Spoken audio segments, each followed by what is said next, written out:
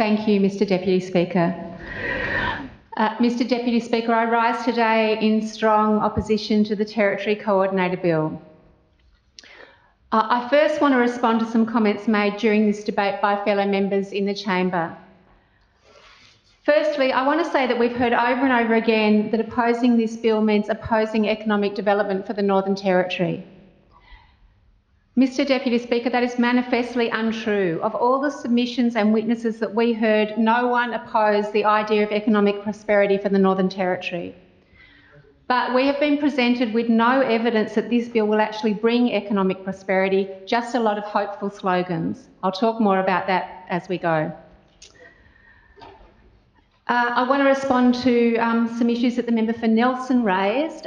Thank you, member for Nelson, for your attempt to correct misinformation regarding Section 77 exemption notices and reassure people that the powers under this section are shared with the Chief Minister, so they don't need to worry about concentration of power. In fact, the committee sought legal advice in relation to this from Professor Ned Alderson and asked if the power is vested in the Minister and not just the Territory Coordinator. Does that address the concerns that he raised about the extreme powers afforded to the Territory Coordinator? Professor Alderson's response to the committee was, no, not really. The committee also heard from Greg McIntyre SC on this matter. He said, there is some level of oversight by the Chief Minister, some matters need to be approved by the Chief Minister, but it is effectively creating a two-man band to run the Territory. The arguments are there that it is a reversal of the separation of powers, it is divesting the Parliament of its powers to make laws and vesting in the Territory Coordinator with some limited supervision by the Chief Minister, who is acting as part of the Executive. Regarding disallowance, Mr Deputy Speaker, as drafted, the disallowance process can still allow for months of work to happen on a project before any disallowance motion comes to Parliament. I would also like to address the member for Nelson's comments regarding consultation. Is the member for Nelson suggesting that talking about a policy proposal in an election campaign is equivalent to consultation? 48% of Territorians voted for the CLP, and they certainly were not simply voting for or against the Territory Coordinator. The Scrutiny Committee witnessed 94% of the community opposition to the Territory Coordinator. Mr Deputy Speaker, isn't it the responsibility of the government to consult on the bills they are proposing? We've heard a strong message that it's up to all of us to go out and talk to our communities. And I know I certainly have talked to the community I represent, and I've tried to share their views with the government.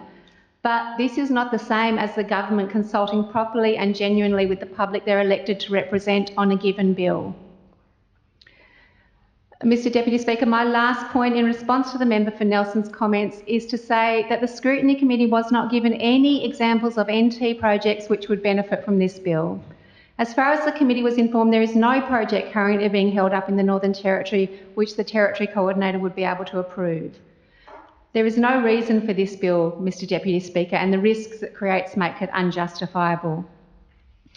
I also wish to address several comments made by the member for Namatjira, who said earlier in his speech today that he, quote, stood proudly this morning with the Minerals Council.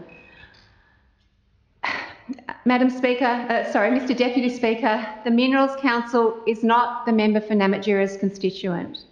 The member for Namatjira's job is not to represent the Minerals Council in his or his government's decisions. The Minerals Council is not a civil society group, it's a lobby group.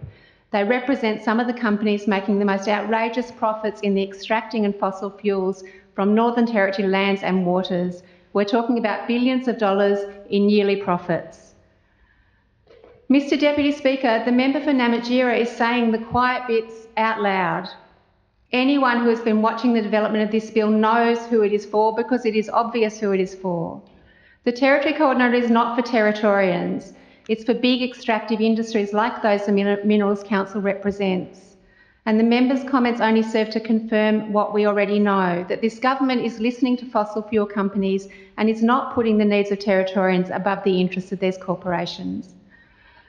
Mr Deputy Speaker,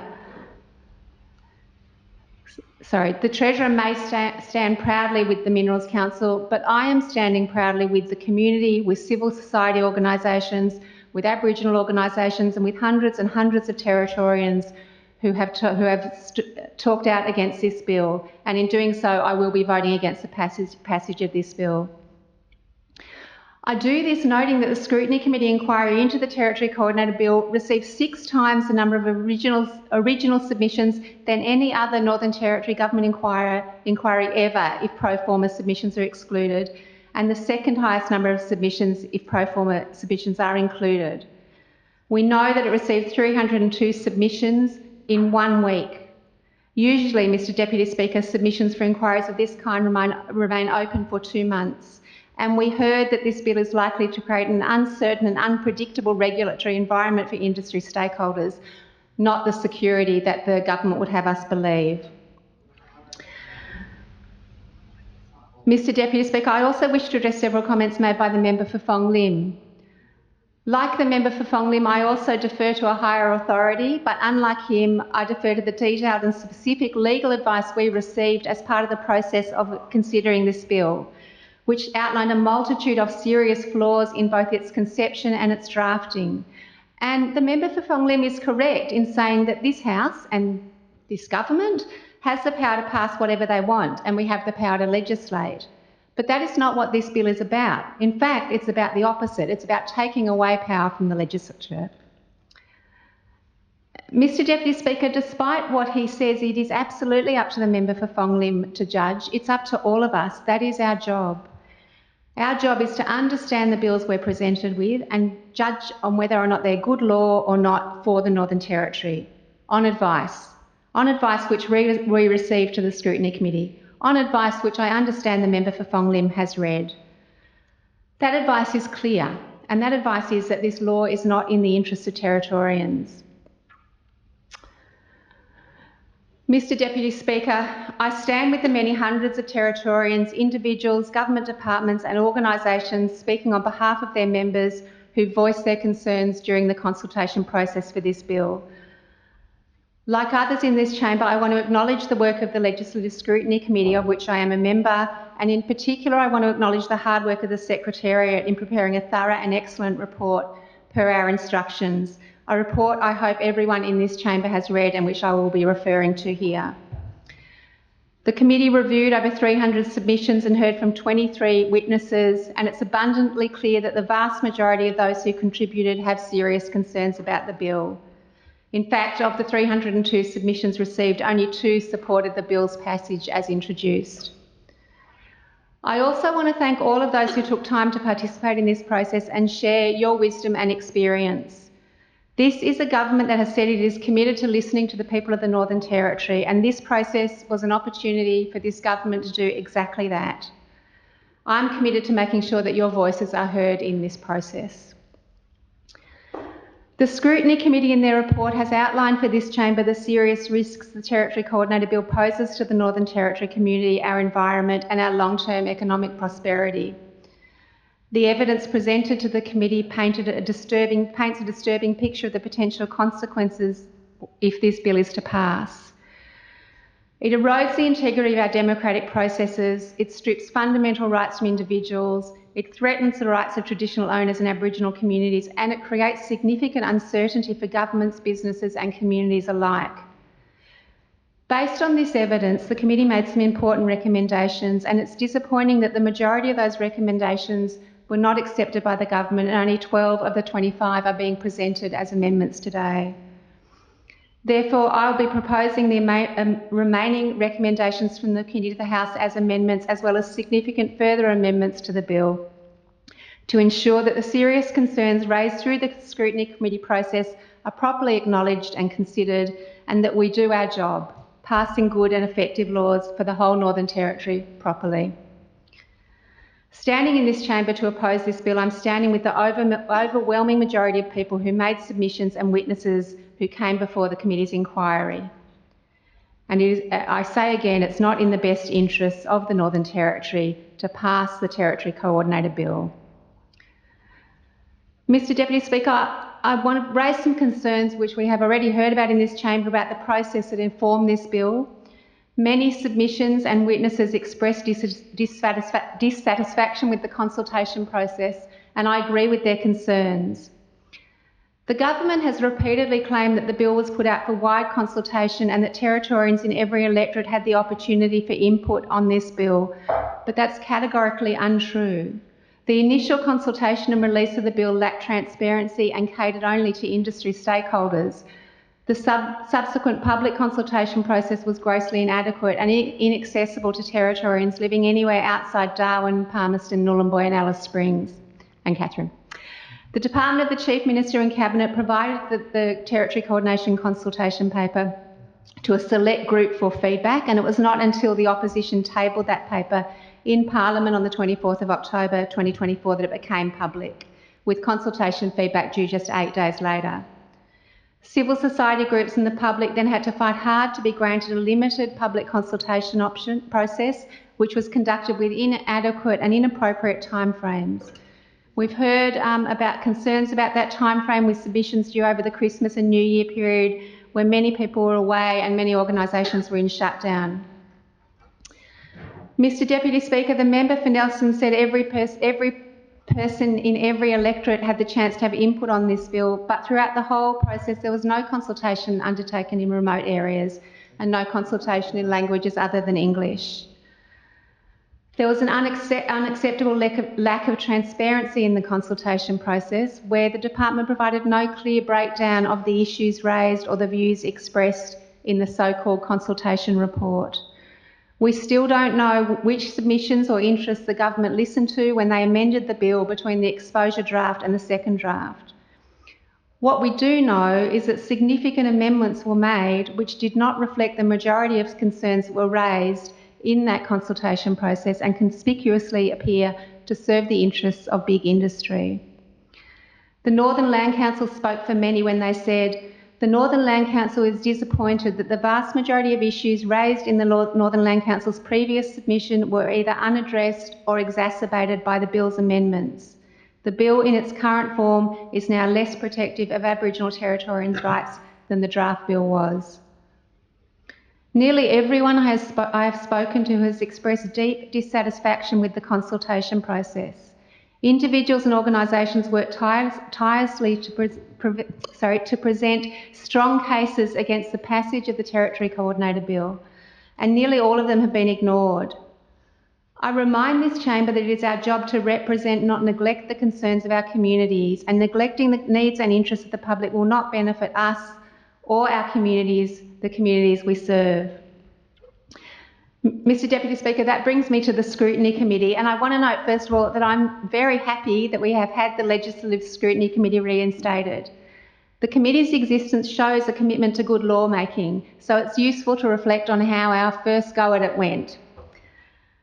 And what I will say is that the Scrutiny Committee also suffered constrained and inadequate timeframes. The time allotted for submissions was less than 1 week.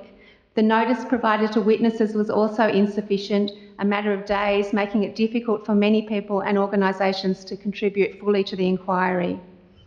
And as a committee member, the 1 week timeframe was totally inadequate to effectively consider more than 300 submissions, legal opinion and witness testimonies and produce a robust report with recommendations for critical amendments. Bad consultation process undermines the integrity of the scrutiny process, and the concerns of Territorians have not been given the full consideration they deserve. I also want to say that if you look at the Legislative Scrutiny Committee's meeting minutes from when the report was being prepared, you will see that in our examination of the bill, there were many times when the committee voted on what we would recommend to government. As everyone in this chamber knows, every committee has majority government members. So on the Legislative Scrutiny Committee, the government has a majority. During our deliberations, every motion proposed by a non-government member was voted down. I wish to note, with all due respect to my fellow committee members, that I share many of the concerns the member for Araluen outlined in the PAC inquiry into the local decision-making framework in May 2023, where she said, "The PAC is not a government committee, the PAC is an independent parliamentary committee. Political affiliation should play no part in any work of the PAC. The chair and deputy chair of the PAC committee are government members. The government dominates the committee by holding 3 of the 5 positions on the committee. This stacking of a parliamentary committee is not in the spirit of convention of a parliamentary democracy and is not consistent with how parliamentary committees function in the global Commonwealth Westminster system, of which the NT Legislative Assembly is a member. And Mr Deputy Speaker, you could replace the PAC committee name with any one of our committees, including the Scrutiny Committee. I do want to note that, as has also been said in this House, I think the Scrutiny Committee worked very well together, and I'm very thankful to my fellow members on the committee for working in what seemed to be an open way, listening to the testimony, but some of the outcome of that is reflected in when we look at the minutes of those meetings. The submissions to the Scrutiny Committee make clear that many civil society organisations, Aboriginal peak bodies and hundreds of individuals are deeply concerned about the negative impacts this bill could have. We repeatedly heard that this bill erodes the integrity of our democratic processes, removes fundamental individual rights, threatens the rights of traditional owners and Aboriginal communities, poses unprecedented threats to our environment and creates unacceptable legal uncertainty for government bodies, investors and communities. Mr Deputy Speaker, again, like the majority of those who made submissions and appeared as witnesses, I say again, I believe it's not in the best interest of the Northern Territory to allow this bill to become law. I also want to note that this bill is extremely complex, and the incredibly limited time to properly understand it is reflected here in this chamber, where we're hearing in the chamber different interpretations and understandings of clauses and aspects of this bill, the bill which we are about to vote on. And I want to express my gratitude to the legislative drafters in insisting me and others with drafting amendments to address concerns that were raised.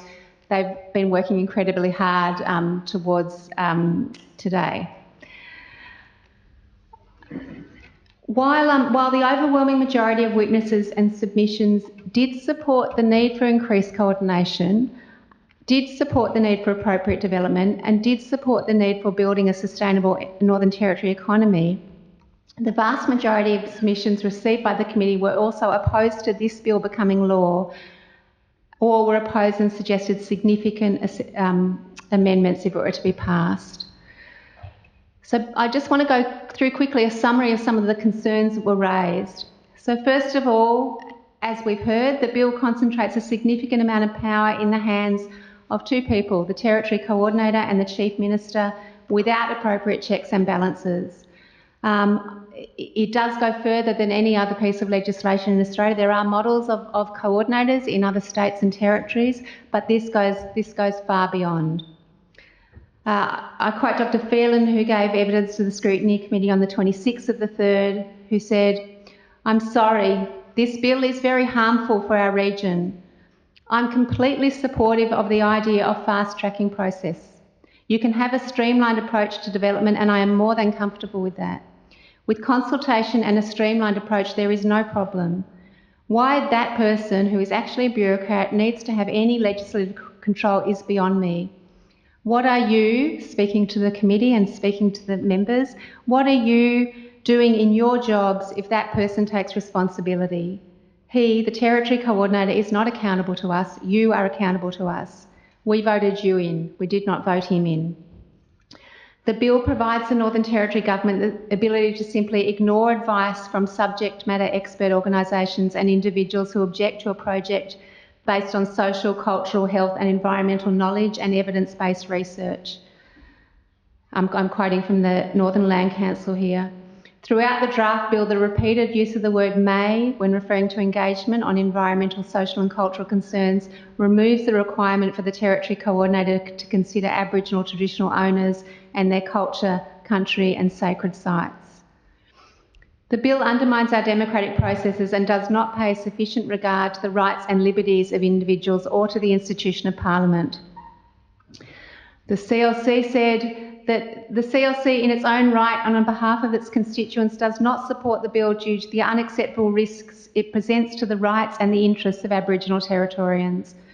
The bill, if enacted in its current form, will result in adverse social, environmental and cultural outcomes. It will erode transparency and accountability in the Northern Territory.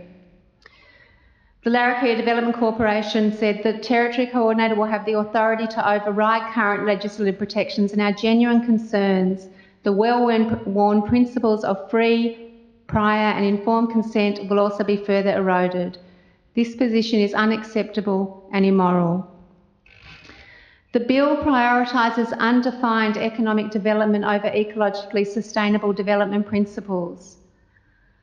Palmerston Council shared with us, our primary concern is that the Territory Coordinator Bill appears to prioritise economic development at the expense of ecologically sustainable development principles.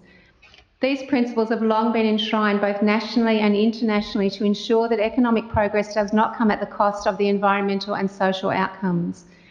The drive for a Territory Coordinator seems to override these long-standing principles, allowing for economic development without sufficient regard for the broader environmental and social consequences. And I think significantly addressing what many government members in this chamber have raised, what we heard is that the bill increases rather than decreases the predictability of doing business in the Territory due to unclear and undefined principles and powers. So we heard from the Local Government Association, they said, we understand that the principles have been drafted to be intentionally vague to ensure a level of flexibility in scope and application of the Territory Coordinator powers. The 5 principles of good regulation are transparency, consistency, proportionality, targeting and accountability. The concept of an independent central decision-making body governed by ambiguous principles is contrary to good regulation. The absence of a clear set of principles that can be relied upon can have the unintended consequence of making the Northern Territory an unpredictable place to do business, arguably as damaging as a complex and lengthy regulatory process.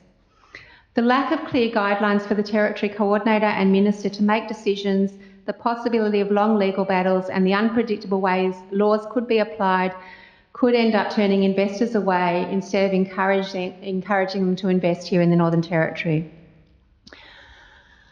The bill does not pay sufficient regard to Aboriginal and Torres Strait Islander tradition. Once again from the Larrakia Development Corporation, they said to us to avoid, or in their submission, to avoid diminishing the rights of traditional owners to protect their country and sacred sites. This bill needs to respect the importance of the world's oldest living culture. It is clear from the current draft of the proposed bill there is no intention to do so. The bill, as drafted, will disregard the unceded sovereignty of traditional owners over their lands and waters, including sacred sites. Our colleague in this chamber, the member for Mulka, Yingi Maguyala, said, in its current state, the bill does not provide sufficient regard to the rights and Aboriginal landowners, custodians and communities. It fails to provide sufficient safeguards for our environment and cultural heritage, and it fails to provide sufficient safeguards for democratic processes. Larrakia Elder Eric Fijo stated, I urge the Scrutiny Committee to recommend that this bill is not passed and to do your utmost to ensure that democracy is upheld in the Northern Territory, including all the checks and balances that are part of this system. These types of concerns were identified by a wide range of stakeholders in their submissions and witness statements. We also heard that the need for this bill remains manifestly unclear. Madam Speaker, every witness who was asked to give an example of a problem with an existing past, present or future project that this bill would address, of every witness, no witness was able to give a specific example. In the words of the Planning Commission, the Territory Coordinator's solution has arguably preceded a thorough analysis of the problem, the relatively low number of projects realised in the Northern Territory. We've heard a lot from this government about restoring the Territory lifestyle, but not about what this means, about whose lifestyle they're talking about, and at what cost. In the words of the Australian Institute of Architects, we understand the point of the Territory Coordinator is to make the Territory a more prosperous, financially viable and better place to live. However, simply looking after financially driven solutions in the short term will not make the Northern Territory a better place to live, and therefore focusing on the narrow lens of money is not enough. To this end, we believe that parallel investment must be made by the Northern Territory Government to improve social equity and the livability of the Northern Territory, making it a safer and more progressive as well as prosperous place to live, Creating more even levels of wealth and access to healthcare and education is the underlying focus of successful communities. Looking after our most vulnerable, investing in education and creating a great healthcare system will make attractive prospects to attract people and retain long-term Northern Territory residents to staff our growing community. Madam Speaker, we have an opportunity here to create law which will make the Northern Territory a better place for everyone here and everyone we represent. But the Territory Coordinator Bill is not that law. The overwhelming opposition from the community and the significant risks posed by the bill are compelling reasons for this Parliament to reject it. Madam Speaker, this is a government that says they will listen to the people. This is a government that says they have a mandate from the people.